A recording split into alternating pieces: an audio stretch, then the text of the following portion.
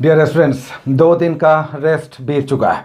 उम्मीद है कि आपने रिवाइज किया होगा। 2 दिन आपको काफ़ी टाइम मिला पीछे के टॉपिक्स को रिवाइज करने के लिए। उम्मीद है कि आप सभी अब रिफ्रेश होकर 5 दिन जमकर काम करने के लिए तैयार होंगे। अच्छा, युद्धों पर लगातार क्वेश्चंस आते रहते हैं। आज पानीपत के युद्ध की बात होगी। पानीपत हरियाणा में है। 3 प्रमुख युद्ध यहाँ लड़े गए। पहला पानीपत का युद्ध 1526 में लड़ा गया। बाबर ने इब्राहिम लोदी को हराया, दिल्ली सल्तनत समाप्त हो गया। दूसरा युद्ध 1556 में लड़ा गया जब अकबर ने हेमू को हराया। और तीसरा पानीपत का युद्ध जो बहुत महत्वपूर्ण था, इसमें अहमद शाह अब्दाली जो अफगान आक्रमणकारी था, उसने मराठों को पराजित किया। इस युद्ध के बारे में कहा जाता है कि इस युद्ध ने यह निर्णय नहीं किया कि भारत पर कौन शासन करेगा, बल्कि यह निर्णय किया कि भारत पर कौन शासन नहीं करेगा। मुगलों के उत्तराधिकारी के रूप में जो मराठे सशक्त शक्ति बनकर उभर रहे थे, इस युद्ध के बाद सीन से आउट हो गए। कहा जाता है कि हर घर से, कौन सा ऐसा घर नहीं था जहां से एक मराठा युवा इस युद्ध में मृत्यु को प्राप्त नहीं हुआ। चलिए अब आज के टॉपिक्स पे आते हैं, लेकिन टॉपिक्स पर बढ़ने से पहले रेगुलर हम आपको प्रश्न दिखाते चलेंगे, आपको पता चले कि प्रश्न कहां से आ रहे हैं। कहते हैं कि तथ्य को प्रमाण की आवश्यकता होती है, तब यह तर्कसंगत हो जाता है। 10 क्वेश्चन हम आपको रेगुलर दिखाएंगे। आज जो 10 क्वेश्चन है वो एसआई मेंस के हैं, जो 29 नवंबर 2020 को हुआ था, आपसे 3-4 महीना पहले, 3 महीने पहले लगभग। इसमें जो 10 क्वेश्चन टॉप के क्रमवार हमने उठाया, उसमें 10 जीएस के क्वेश्चन, संख्या आपको 12 मिलेगी, चूंकि बीच में 2 मैथमेटिक्स के क्वेश्चन है। पहला क्वेश्चन जो देखिए आया, वो आया अंतर्राष्ट्रीय महिला दिवस कब मनाया जाता है? 8 मार्च को मनाया जाता है। ये न्यू लूसेंट में 299 नंबर पेज पे आप देख सकते हैं। दूसरा क्वेश्चन था कि नौजवान भारत सभा की स्थापना किसने की थी? तो भगत सिंह ने की थी। ये 52 नंबर पेज पे आप देख सकते हैं। नेक्स्ट क्वेश्चन था कि भारत में वरीयता क्रम, जिसे क्रोनोलॉजी कहते हैं या प्रोटोकॉल कहते हैं, अगर राष्ट्रपति, उपराष्ट्रपति, प्रधानमंत्री सभी हों तो आप किसे सबसे पहले बैठाएंगे? तो ये जो वरीयता क्रम है, सीनियरिटी टेबल है, इसमें आपको क्रम को सजाना था। ये भी आपको पेज नंबर 186 पे देख सकते हैं। नेक्स्ट क्वेश्चन था कि कवक यानी फंगस की कोशिका भित्ति किसकी बनी होती है? काइटिन की बनी होती है। पेज नंबर पे आप देख सकते हैं। नेक्स्ट क्वेश्चन 5वां मैथमेटिक्स का था, एक समबाहुभुज का आंतरिक कोण इस तरह से पूछा था, इसे हम छोड़ रहे हैं। छठा क्वेश्चन है, वर्ष 2011 की जनगणना के अनुसार न्यूनतम जनसंख्या घनत्व यानी least population density Arunachal Pradesh में है। पेज नंबर 118 पे आप देख सकते हैं। उसके बाद आया कि पॉलिशदार पाषाण उपकरण, स्टोन एज से संबंधित था, किस युग की विशेषता है? तो नियोलिथिक एज की विशेषता है, लेकिन ये लूसेंट में नहीं मिला। नेक्स्ट क्वेश्चन है, कौन प्रत्यक्ष लोकतंत्र का साधन नहीं है? अब इसमें चॉइस जो था उससे आसानी से आंसर निकाला जा सकता था, लेकिन ये भी बुक में नहीं है। जेरी मेंडिंग इसका आंसर है, ये बुक में नहीं है, चूंकि लोकतंत्र टॉपिक बुक में है ही नहीं।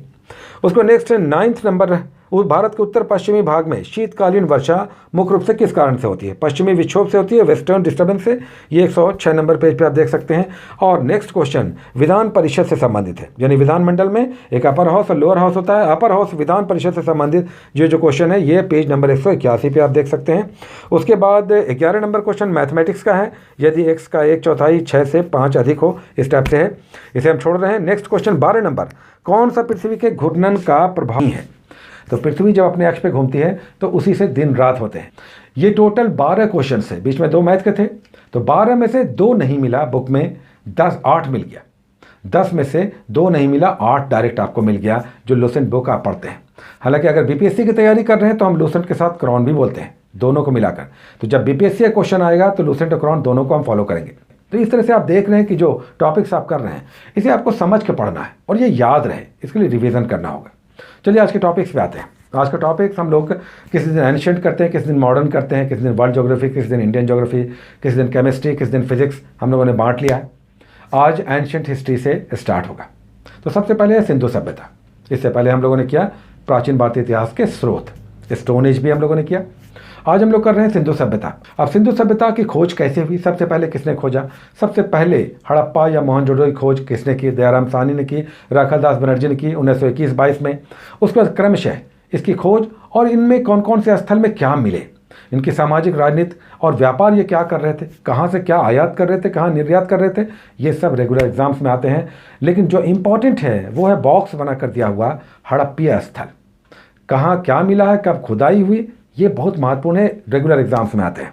उसके बाद आज हम लोग मेडिवल इंडिया में हम लोगों ने गुलाम वंश और खिलजी किया था, अगर आपको याद होगा तो।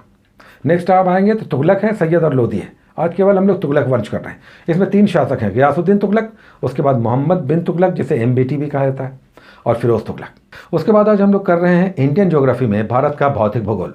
हमने कहा था ये बड़ा टॉपिक है, 2 बार चलेगा। आधा हम लोग कर चुके हैं। हमने कहा था कि आधा आप कर लें, जैसे हिमालय रीजन कर लें, प्रायद्वीपीय भाग कर लें, और उत्तर का विशाल मैदान, उसके बाद द्वीपीय क्षेत्र, रेगिस्तान, और दक्षिण का हाईलैंड।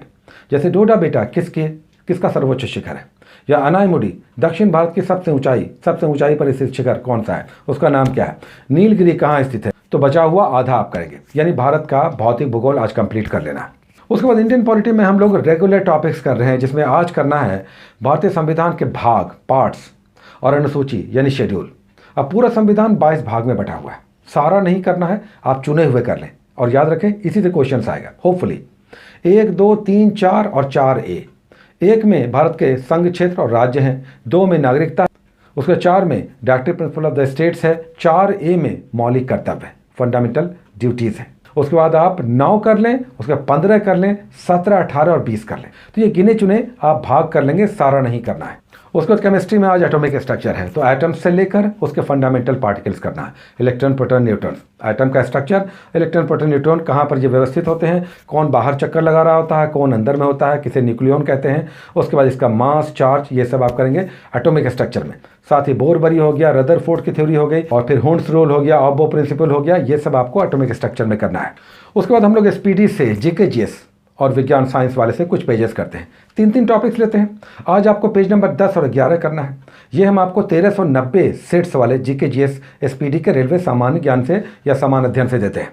आज 10 और 11 नंबर पेज करना है। आप 3 टॉपिक्स दोनों ही पेजेस में। आप देखिए भारत में शिक्षा का विकास है, नोबेल प्राइज है, उसके डिटेल्स हैं, कौन देता है, कितनी कैटेगरीज में दिया जाता है, सबसे पहले किसे दिया गया, गांधी युग है, तो ये सब आप 10 से 11 पेज करेंगे।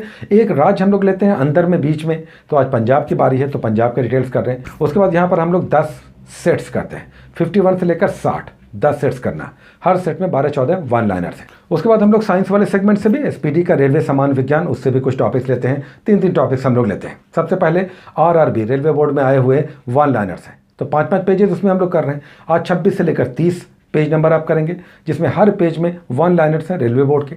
अंदर में आप जाएंगे तो पेज वाइज कुछ महत्वपूर्ण टॉपिक है, जैसे कंप्यूटर है और कंप्यूटर से रिलेटेड उनके शॉर्ट वर्ड्स हैं। उसके बाद अंदर वाले पेजेस पे आप जाएंगे तो हमने 2 पेज उठाया है। इन 2 पेजेस में 2 टॉपिक बहुत इंपॉर्टेंट है। जैसे कंप्यूटर है, कंप्यूटर साइंस से रिलेटेड उसके एब्रीविएशन हैं, संक्षेप शब्द हैं, जैसे यूपीएस हो गया, मॉडेम हो गया, इनका फुल फॉर्म क्या है। और यहीं पर दिया हुआ है इसी पेज पर शरीर के अद्भुत तथ्य, जैसे सबसे सॉफ्टेस्ट हड्डी, सबसे हार्डेस्ट बोन, या शरीर का सबसे बड़ा अंग, या नर्वस सिस्टम, ये सब दिया हुआ है शरीर के अद्भुत तथ्य में। और नेक्स्ट पेज पे आप जाएंगे तो सोलर सिस्टम है और पर्यावरण है, तो 119 और 121 नंबर बहुत ही महत्वपूर्ण पेज हो गया।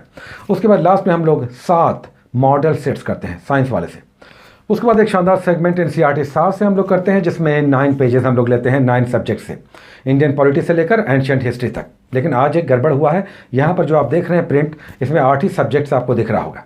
इसमें साइंस एंड टेक्नोलॉजी वाला पेज ऐड नहीं हुआ है, और उसका टॉपिक साइंस एंड टेक्नोलॉजी का एंशिएंट हिस्ट्री में चला गया। तो ये डिफरेंस आपको समझ लेना है। साइंस एंड टेक्नोलॉजी का पेज नंबर 7 करना है, जो रक्षा प्रौद्योगिकी है, डिफेंस टेक्नोलॉजी है, page number 7 science and technology. और एंशिएंट हिस्ट्री में जो आज आप पेज करेंगे पेज नंबर 7 है, और ये बहुत शानदार पेज है। इसमें सिंधु सभ्यता के प्रमुख स्थल, वहाँ क्या क्या मिले, किसने खोजा, किस नदी के किनारे हैं, बहुत शानदार आज का पेज है एंशिएंट हिस्ट्री का। और उसके बाद करंट अफेयर्स में आप अपने स्तर पर जितना कर रहे हैं आप करें, चाहे आप यूट्यूब देख के कर रहे हैं, किसी और मैगजीन को पढ़ रहे हैं। हम लोग अभी एसपीडी प्लेटफॉर्म से कर रहे हैं। ये फरवरी 2021 का इशू है। इसमें भी हम लोग 2 पेजेस लेते हैं। आज जो 2 पेजेस करना है उसमें प्रमुख खाद्यान्न फसल जो भारत के हैं उसमें टॉप स्टेट कौन से हैं, अच्छा ये भी पेज हो जाएगा। उसके बाद बहुत सारे खनिज संसाधन, चाहे वो लोहा हो, चांदी हो, सोना हो, सीसा हो, इसमें टॉप स्टेट्स उत्पादन में कौन से हैं, तो बहुत अच्छा पेज यहाँ पे है। और फिर डेट वाइज जो आप पीछे जाते हैं तो डेट वाइज करंट अफेयर्स है, तो 16 मई से लेकर 30 मई के बीच डेट वाइज करंट अफेयर्स करना है आपको एसपीडी के करंट अफेयर्स से। पेज नंबर 15 और 16, इन 2 पेजेस में आपको प्रमुख खेल संघों के प्रमुख हैं, हेड हैं, वो दिए हुए हैं, और या फिर बैंकों के प्रमुख, आरबीआई से लेकर स्टेट बैंक से लेकर दूसरे बैंकों के प्रमुख दिए हुए हैं। और फिर यहाँ पर भी लास्ट में डेट वाइज होता है।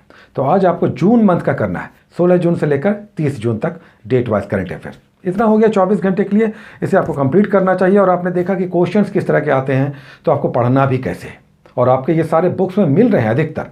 अब देखिए अगर 10 में से 8 मिल गया तो ये तो अच्छी बात है। 2 भी क्वेश्चंस के जो चॉइसेस थे एग्जाम में जो दिया हुआ था जेरीमेंडिंग, देख के ही लग रहा है कि ये चॉइस जेरीमेंडिंग होगा। तो इस तरह से आप ऑड मैन आउट करके भी जो क्वेश्चन नहीं जान रहे हैं, जो बुक में नहीं है, आप आंसर निकाल सकते हैं। Take care.